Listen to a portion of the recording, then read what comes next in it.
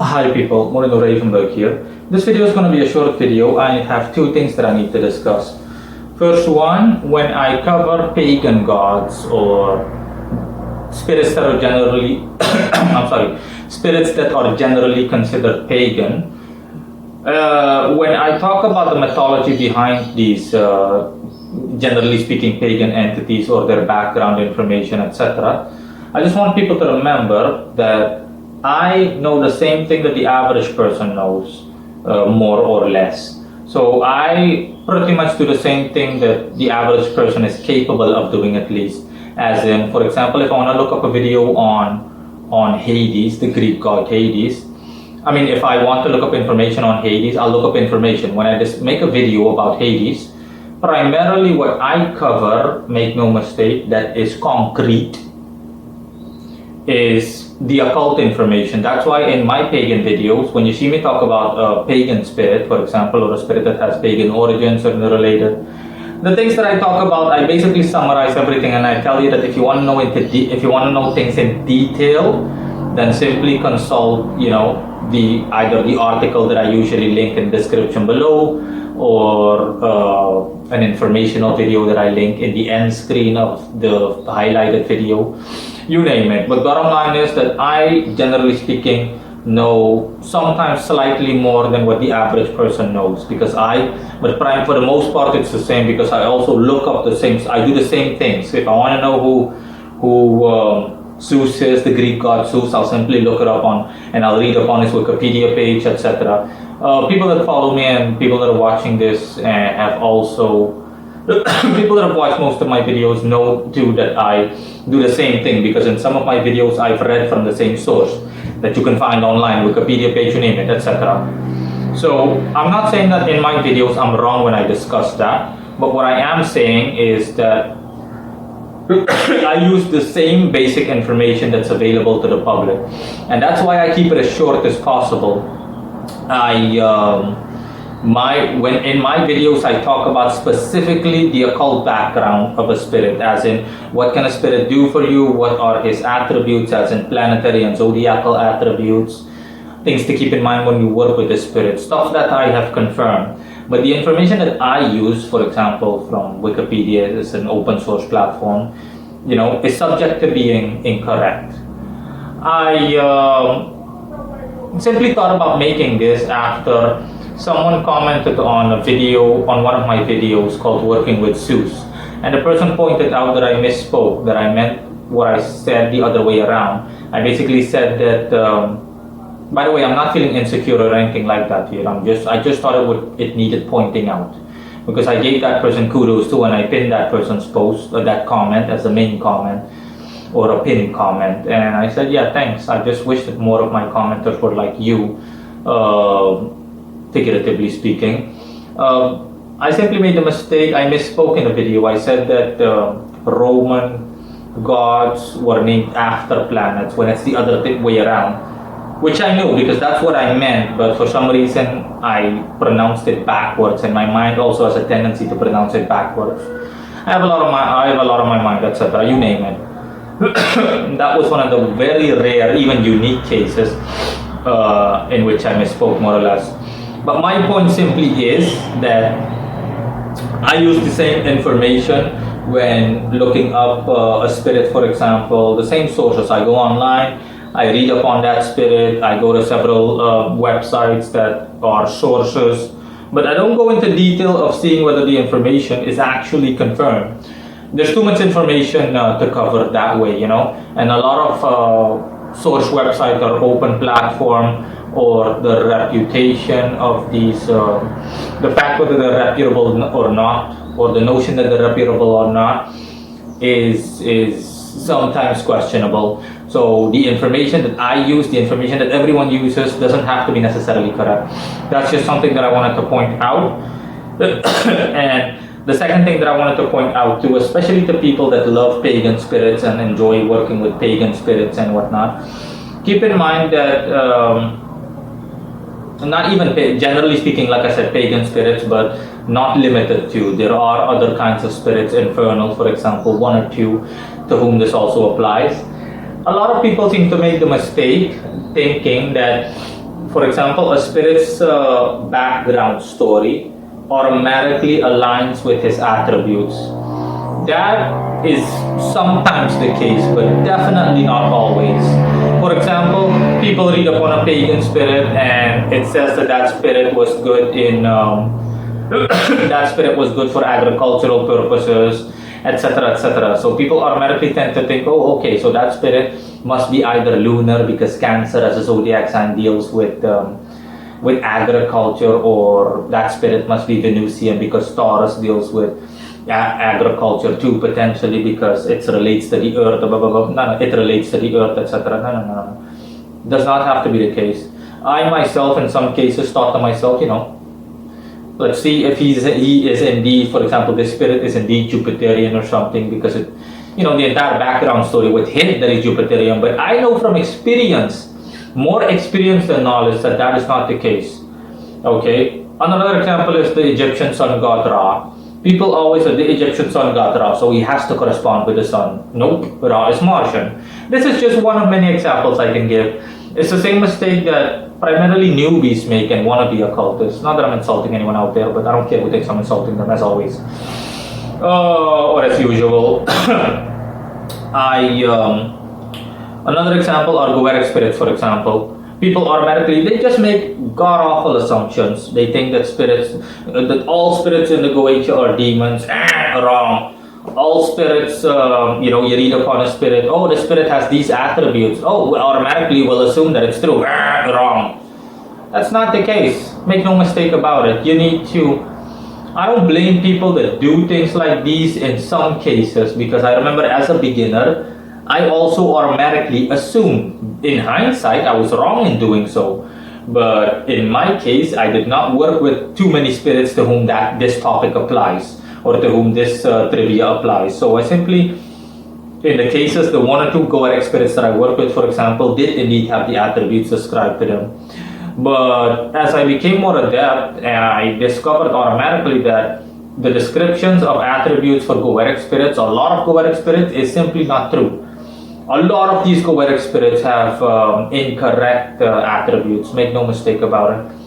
So, and I debunk all of this in my videos, you name it, Paimon, Belphegor, it just goes on and on and on.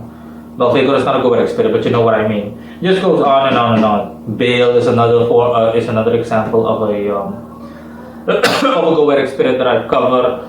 In Baal's case, people automatically assume that since it's written in the Goetia as the first spirit, that he is from the east, that he automatically is capable of bestowing one with invisibility. Wrong. I discussed that broadly and extensively in my article. That's just a misconception, because Baal was sometimes in the past also summoned for. Baal was also summoned for oracle-like purposes, so oracles would consult Baal. So people automatically link them with clairvoyance, when that is not even true, because that's not Baal's specialty. Okay, Baal primarily a war god, and his secondary specialty is dealing with money matters, things of an agricultural or financial nature. In any case, seeing to an income, seeing to financial abundance and prosperity from a material perspective. That's it. That's just an example. I can more examples even, but yeah, I'm gonna leave it at that.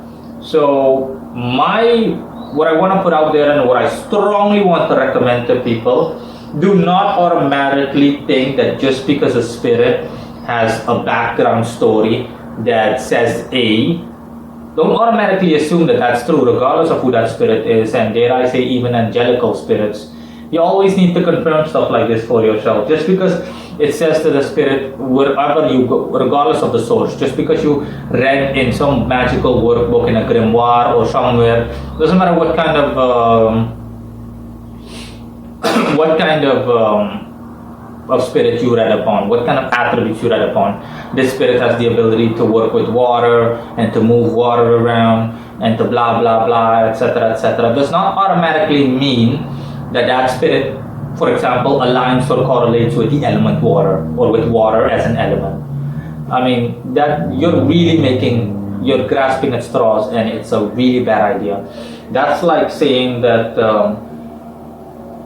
just because someone work briefly or half a year as a bookkeeper, that person is automatically good with money and with numbers. You're going to get your hands burned and you're going to really, really regret your decision. Okay, you need to be able to just look a bit further. I'm not saying that you have to look extensively into everything that you do, into every spirit you work with, every little move you make, every step you take. No. Generally speaking, assumptions are correct, okay? Whether it's in an occult or non-occult sense.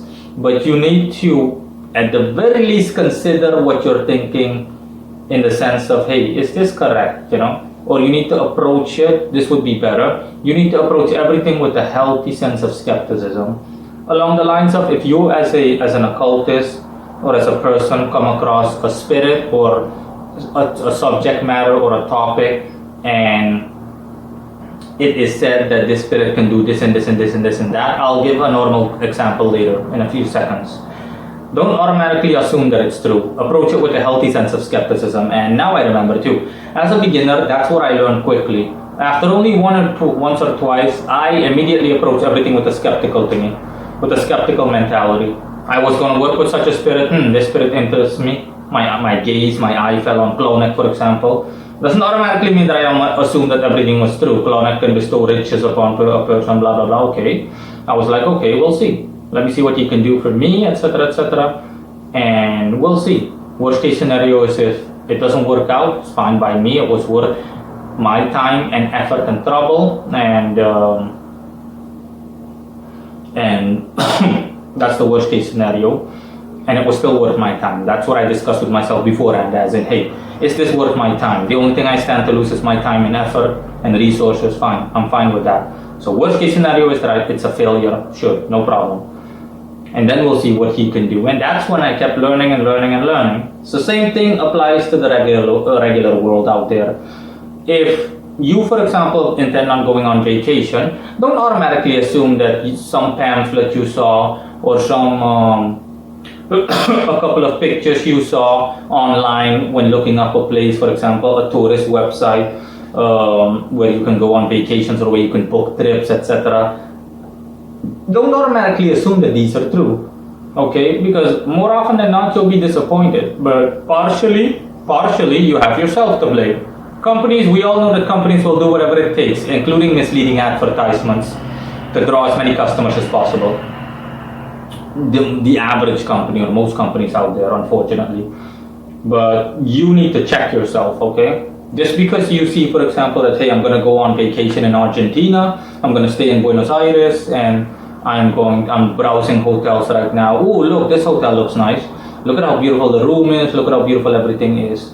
Don't automatically, it's an assumption that you're making, but don't automatically assume guaranteed in a guaranteed way that it is correct, because more often than not, it's not correct, and then you're going to be disappointed.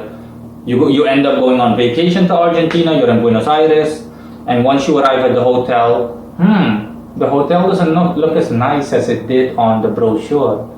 My hotel room doesn't nearly look as nice as it did on the website. And it just goes on, yeah, it just goes on and on and on and on. Okay, I know this from experience too. I've been on plenty of tours.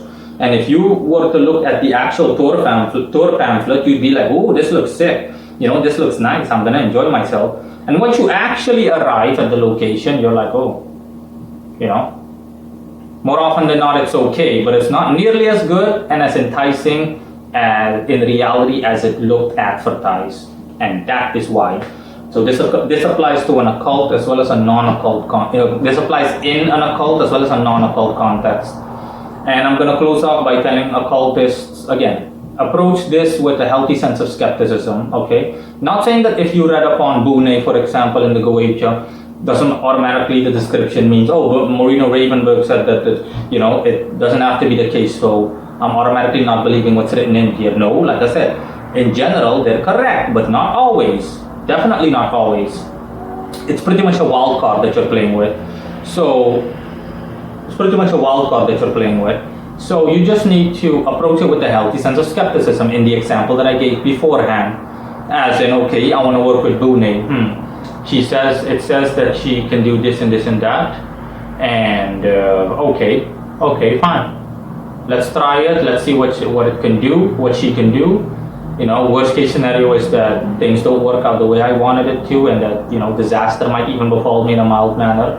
Fine, I'm okay with that. I'm prepared. I've prepared myself mentally. Good. If things work out favorably, then I'm one experience richer. Then I know that, hey, you know, Brunei can do that for me, at least in my personal life. That is how you're supposed to approach everything. I have a video on this that I'm going to link in the end screen called Don't Expect Anything and You'll Be Fine. You need to work with a worst case scenario. You need to apply a worst case scenario mindset.